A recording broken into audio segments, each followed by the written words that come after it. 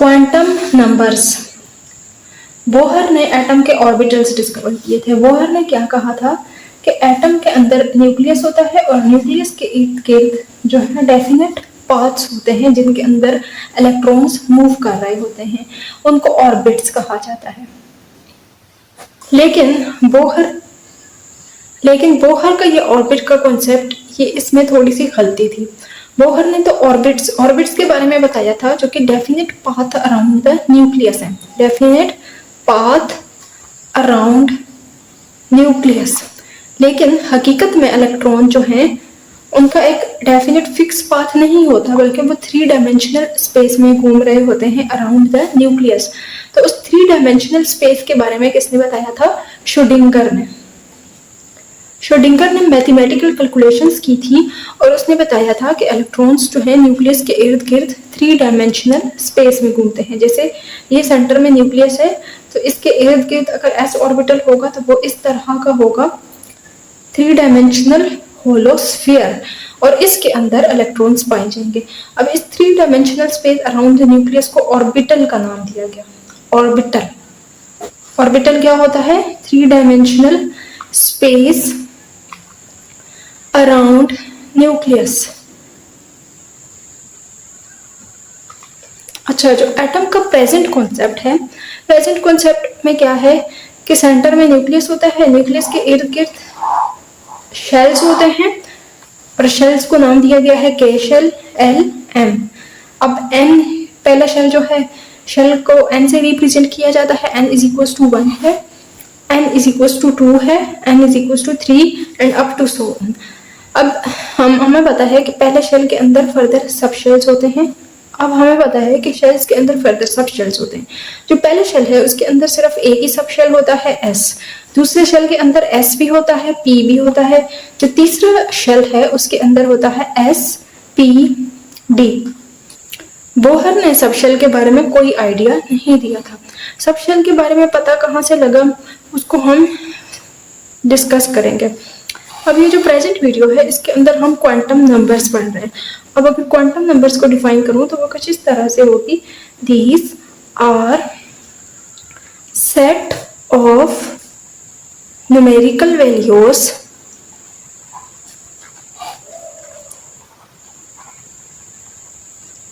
which give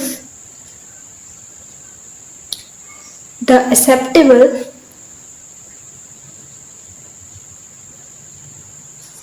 picture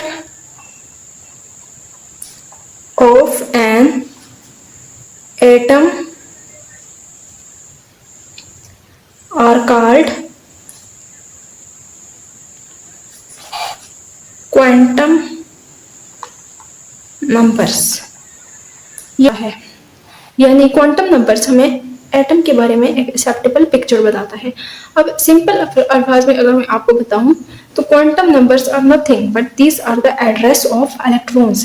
quantum numbers give an address of electrons.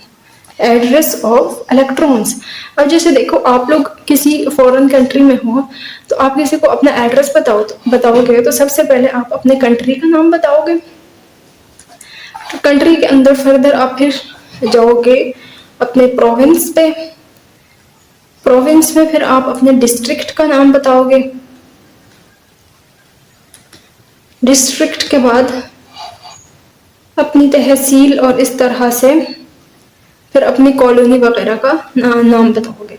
तो आप इसी तरह स्टेप वाइज अपना तारुफ करवाओगे। इसी तरह एटम के अंदर जो इलेक्ट्रॉन होते हैं उनका भी एड्रेस होता है। अब पर्टिकुलर इलेक्ट्रॉन है तो सबसे पहले हमें उसका शेल जानना होगा, फिर शेल के बाद सब शेल जानना होता है। अब शेल्स जो होते हैं n is equal to 1, 2, 3, 4 up to so on होते हैं। सब शेल्स जो होते हैं वो S, P, D and F होते हैं। अब सब शेल के बाद हमें उस सब शेल का ओरिएंटेशन पता होना चाहिए कि आया वो एक्स एक्सिस पे प्रेजेंट है, वाई एक्सिस पे है या जेड एक्सिस पे है। ओरिएंटेशन के बाद जो पर्टिकुलर इलेक्ट्रॉन होता है हमें उसका स्पिन पता होना चाहिए। तो ये चार चीजें जो हैं ये चार क्वांटम नंबर्स बन जाते हैं। ये पहला principal quantum number, azimuthal quantum number, magnetic quantum number और स्पिन क्वांटम नंबर। तो हम बारी बारी इन क्वांटम नंबर्स को डिस्कस कर लेते हैं। हमारे पास कुल मिला के चार क्वांटम नंबर्स आते हैं। पहला आ जाता है प्रिंसिपल क्वांटम नंबर, जिसको n से रिप्रेजेंट किया जाता है। दूसरे नंबर पर आ जाता है एजीमुथल क्वांटम नंबर, जिसको l से रिप्रेजेंट किया जाता है। तीसरे नंबर पर आ जाता है मैग्नेटिक क्वांटम नंबर,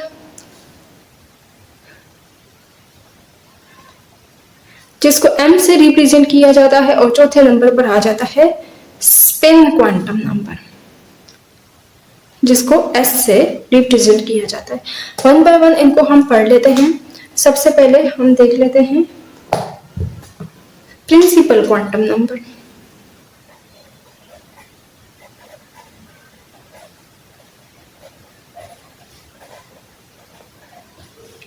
तो प्रिंसिपल क्वांटम नंबर हमें बेसिकली क्या बताता है, size of orbital, size of orbit और उसकी एनर्जी के बारे में बताता है, ऑर्बिट की एनर्जी और उसका distance from the nucleus, distance from nucleus. अब एटम के अंदर यानी जो शेल्स होते हैं उनके बारे में बताता है। ये basically principal quantum number shells ही होते हैं।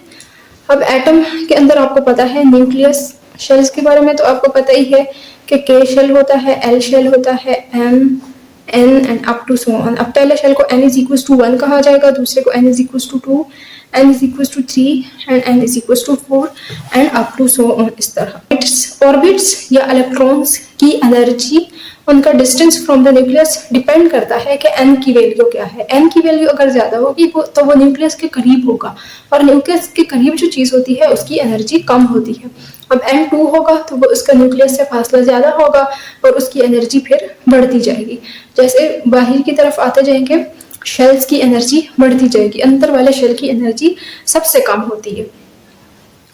अब आपको ये भी पता है कि पहले शेल के अंदर 2 इलेक्ट्रॉन्स आ सकते हैं, दूसरे शेल के अंदर 8 इलेक्ट्रॉन्स आ सकते हैं, तीसरे के अंदर 18 इलेक्ट्रॉन्स और चौथे के अंदर n वाले शेल के अंदर 32 इलेक्ट्रॉन्स आ सकते हैं। तो ये था प्रिंसिपल क्वांटम नंबर।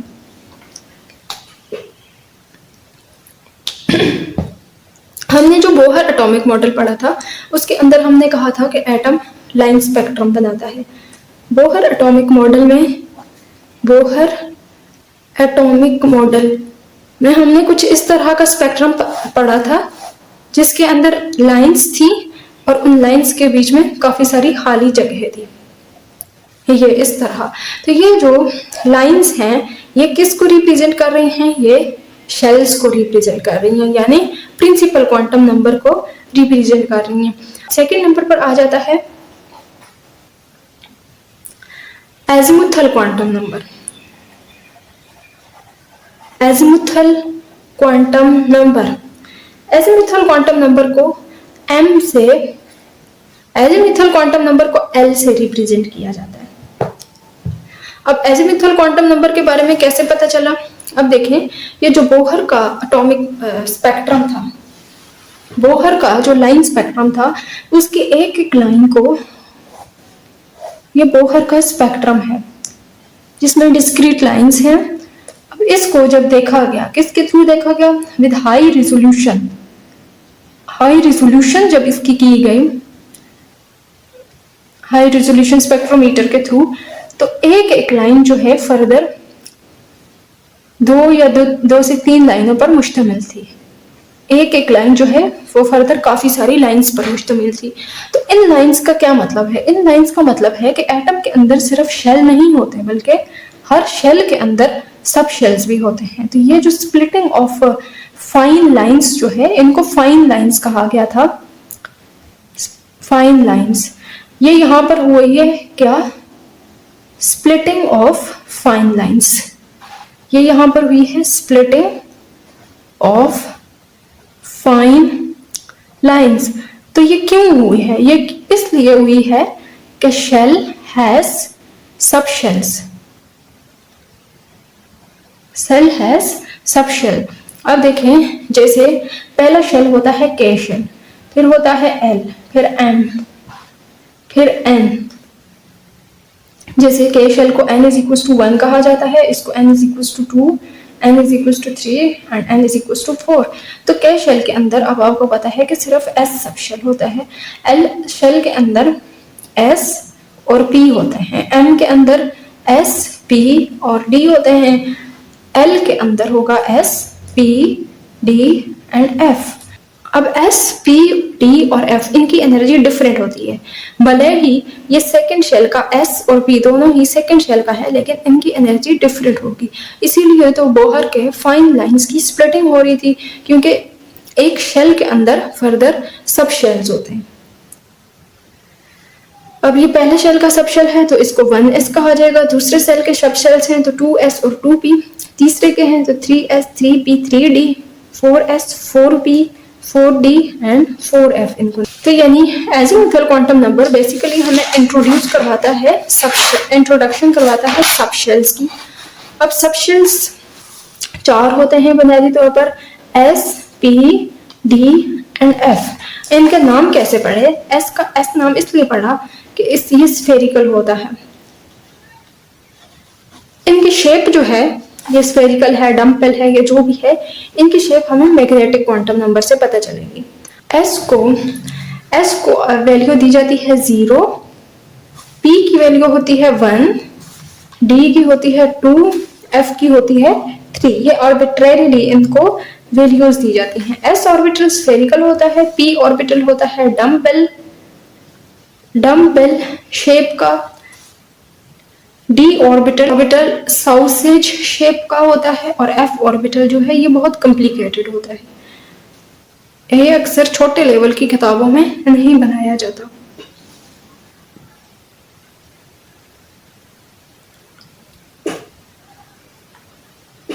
अगर हम नंबर ऑफ इलेक्ट्रॉन्स की बात करें, नंबर ऑफ इलेक्ट्रॉन्स की, तो s सब शेल के अंदर कुल मिलाकर 2 इलेक्ट्रॉन्स होते हैं, p के अंदर 6 इलेक्ट्रॉन्स होते हैं, D के अंदर 10 इलेक्ट्रॉन्स होते हैं, और F के अंदर होते हैं जी 14 electrons.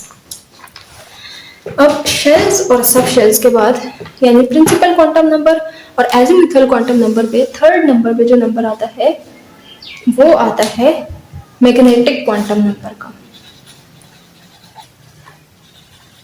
Magnetic quantum number, magnetic quantum number को m से रिप्रेजेंट किया जाता है, और ये किस बारे में बताता है?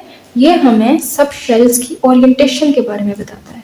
सब शेल्स की ओरिएंटेशन।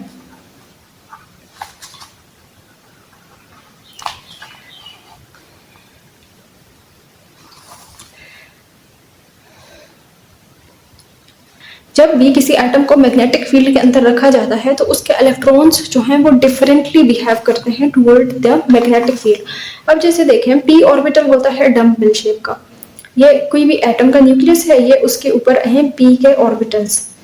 p के ऑर्बिटल्स जो हैं एक p x एक्सिस पे होता है, p y एक्सिस पे होगा, और p z एक्सिस पे होगा। This is x axis, y axis and z axis.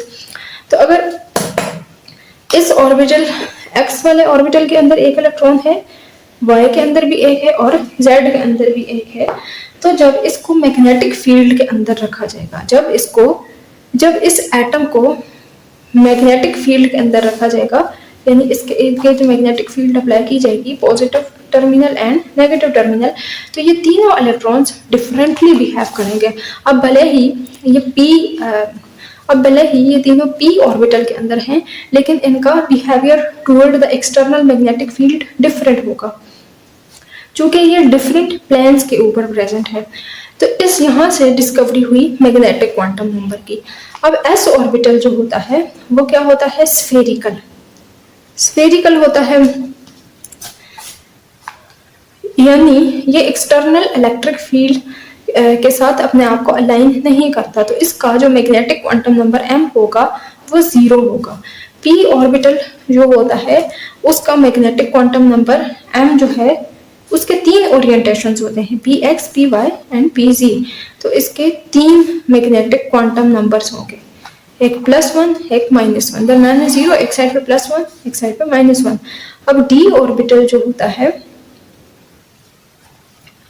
उसके 5 ओरिएंटेशंस होते हैं, तो 0 पे एक साइड पे +1 -1 फिर +2 एंड -2 हम कहेंगे। f ऑर्बिटल जो होता है उसके 7 ओरिएंटेशंस होते हैं, इसके 3 ओरिएंटेशंस, इसके 4 इसके हो जाएंगे 5 ओरिएंटेशंस और इसके हो जाएंगे 7 ओरिएंटेशंस। तो इसका जो m वैल्यू है वो 7 होंगे, 0 एक साइड पे +1 +2 +3, दूसरी साइड पे -1 -2 एंड -3।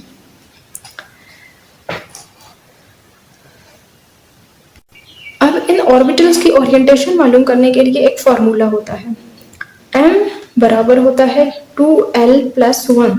अब l की वैल्यू आपने पुट करनी है, तो s के लिए l की वैल्यू होगी, s के लिए 0 होगी, p के लिए 1 होगी, d के लिए 2 होगी और f के लिए 3 होगी। तो अगर आप s के लिए पुट करेंगे इस इक्वेशन में तो 2 × 0 + 1 हो जाएगा, 2 0 0 + 1 मतलब एक ओरिएंटेशन है। m का वैल्यू 0 होता है, m का वैल्यू यहाँ पर 0 होता है। अब p के लिए अगर आप 1 पुट करेंगे तो 2 × 1 + 1 = 2 1 1 + 2 1 2 + 1 3। तो जो है p के लिए m के 3 ओरिएंटेशंस आ जाएंगे।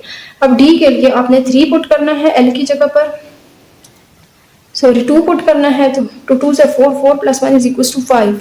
तो यहाँ पर 5 ओरिएंटेशंस आ गए इसके।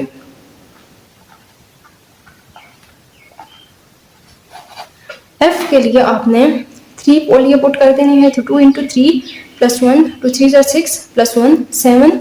तो इसके 7 हो गए, 0 1 2 3 और दूसरी साइड पे -1 -2 -3। तो इस तरह से मैग्नेटिक क्वांटम नंबर मालूम किया जा सकता है।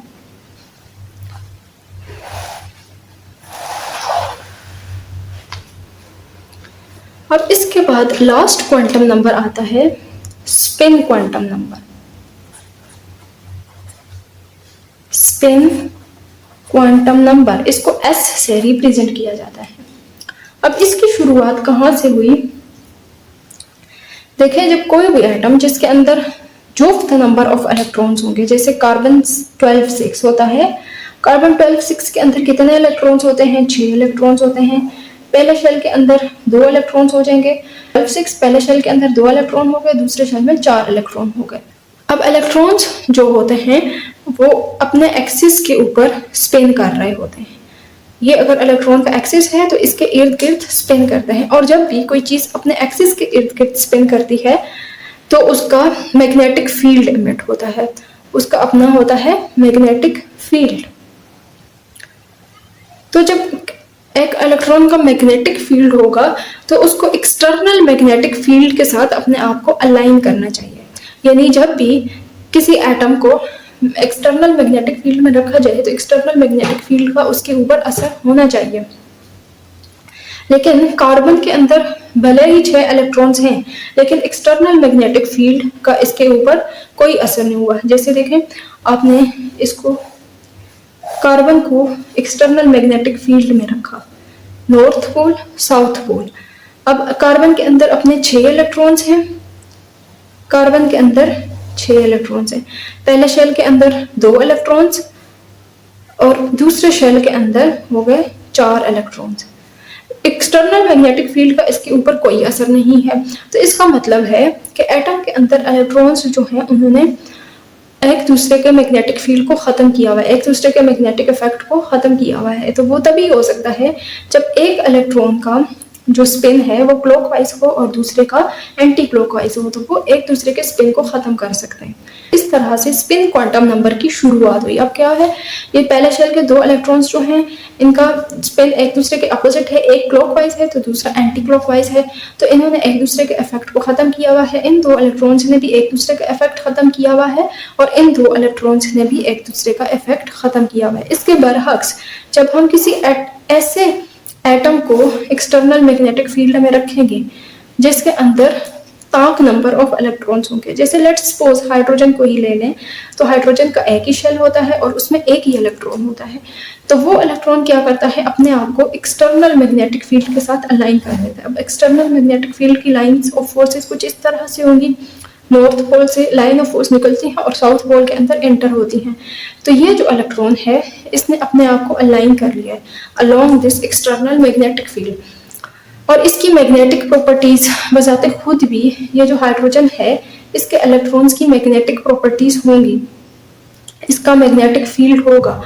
तो ये चूंकि ये इलेक्ट्रॉन अकेला है, अकेला इलेक्ट्रॉन अपने एक्सिस के इर्द गिर्द स्पिन कर रहा है तो अपना मैग्नेटिक फील्ड बना रहा है। अब 2 जो इलेक्ट्रॉन्स होते हैं उनका स्पिन एक दूसरे के अपोजिट होता है, एक अगर ऐसे मूव करेगा तो दूसरा ऐसे मूव करेगा। इसके एक के रोटेशन को क्लॉकवाइज कहा जाता है और दूसरे को एंटी क्लॉकवाइज कहा जाता है। इसको आर्बिट्रेरीली हम +½ कह देते हैं और दूसरे को -½ कह देते हैं। इस तरह से ये दोनों एक दूसरे के इफेक्ट को ख़त्म करते हैं। जब ख़त्म हो जाएगा तो एक्सटर्नल मैग्नेटिक फील्ड का ओवरऑल इसके ऊपर कोई असर नहीं होगा, लेकिन अगर कोई एटम के अंदर इलेक्ट्रॉन अकेला पड़ा हुआ है तो उसके ऊपर एक्सटर्नल मैग्नेटिक फील्ड का असर होगा, वो भी मैग्नेट के तौर पर एक्ट करेगा।